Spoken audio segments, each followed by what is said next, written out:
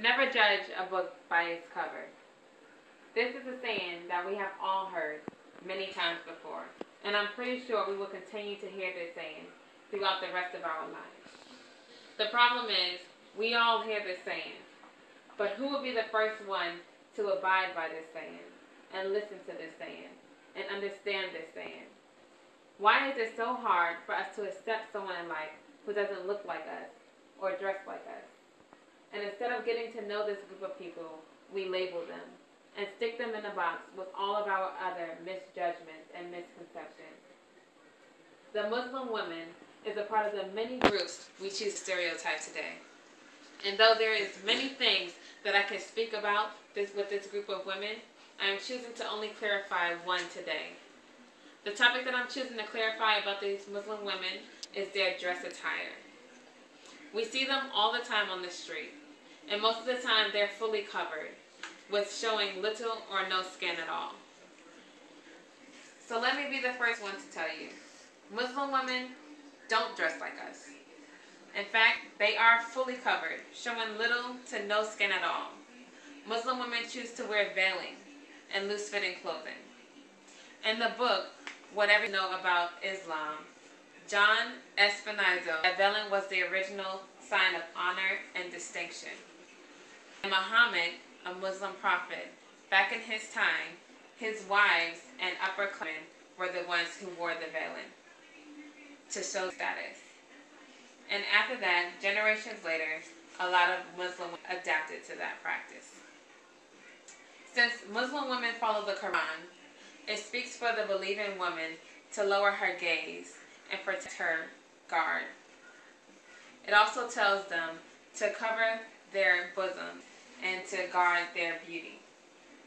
This helps and protects them against different sexual abuse and degradation.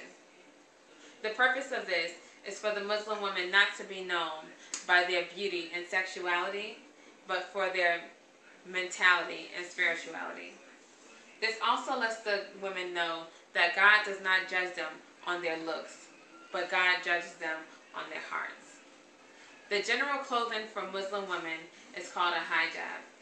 The hijab should never be transparent, where it shows their skin, or light enough to show their skin.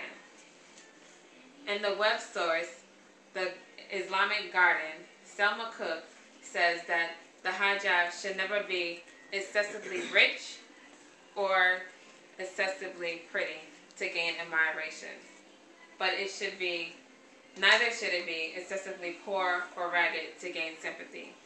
The main goal here is modesty. Let me now help you and clarify some of the misconceptions about the hijab. Many people think that Muslims wear the hijab all day, every day, never take it off. This is not true. Women do not wear the hijab when they're in the house. They also don't have to wear the hijab when they're amongst close family members. They only wear them when they're outside of their house and when they're around members that are not close family members. Another misconception is that Muslim women are forced to wear the hijab. This is not true also. Not one Muslim woman, or not many Muslim women, are forced into wearing their hijab. This is strictly their decision by the woman who puts it on. If you look through many interviews of Muslim women that wear hijabs, you will see that they feel like it's their duty to wear the hijab. And they wear it to respect God, and that they feel like they're beautiful in the hijab. Another misconception is that the hijab is associated with being a terrorist. This is not true. As you heard through the speech, the whole speech, the hijab is for the women to protect their beauty, not to blow a building or any other terrorist acts. So now that you know a little bit more about this group of women, who would be the first one to turn the page and find out more about this group of women? Or better yet, find another book and learn about it. Just because the book may not be appeasing to you, this book may be the most beautiful and beneficial book that you have ever read in your lifetime. Don't be the one to judge a book by its cover. Thank you.